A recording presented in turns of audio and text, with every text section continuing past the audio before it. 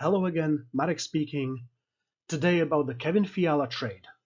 And we have already seen judgments fleecing, one-sided deal, the LA totally won.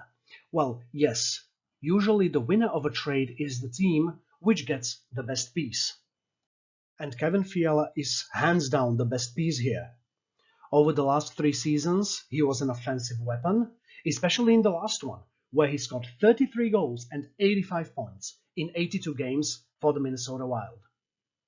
He's still only 25 years of age, and he definitely deserves a raise.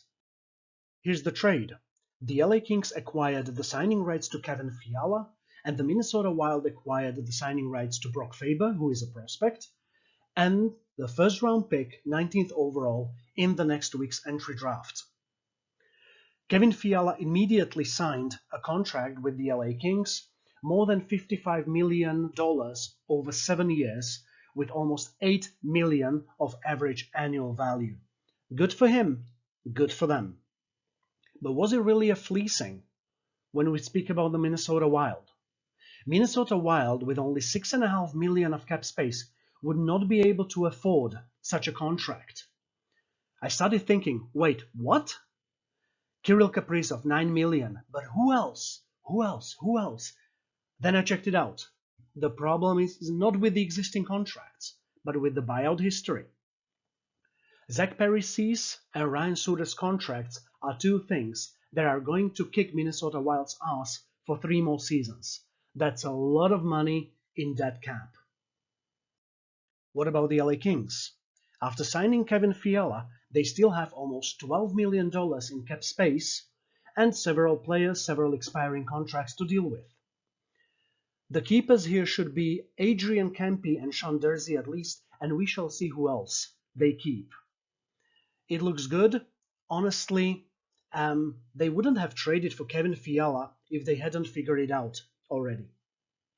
The team is a very good mixture of young players, many of them just entering their prime, and it's seasoned with seasoned veterans.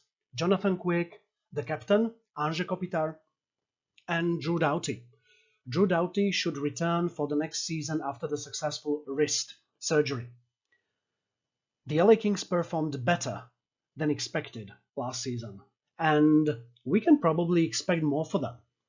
We shall see how far they can go with this roster, and after the next season, there is only a handful of contracts they will have to deal with.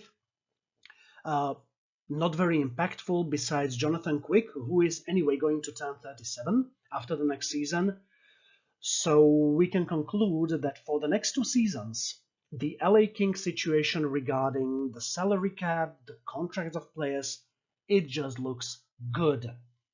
Job well done, the management. What are your thoughts on this? Was it really a fleecing? Well, the Minnesota Wild would have lost Kevin Fiala anyway, and the LA Kings got the best piece in the deal. In my personal opinion, it's a win-win situation for both teams. Leave a comment if you have anything to say. I'm looking forward to talking to you again. Cheers.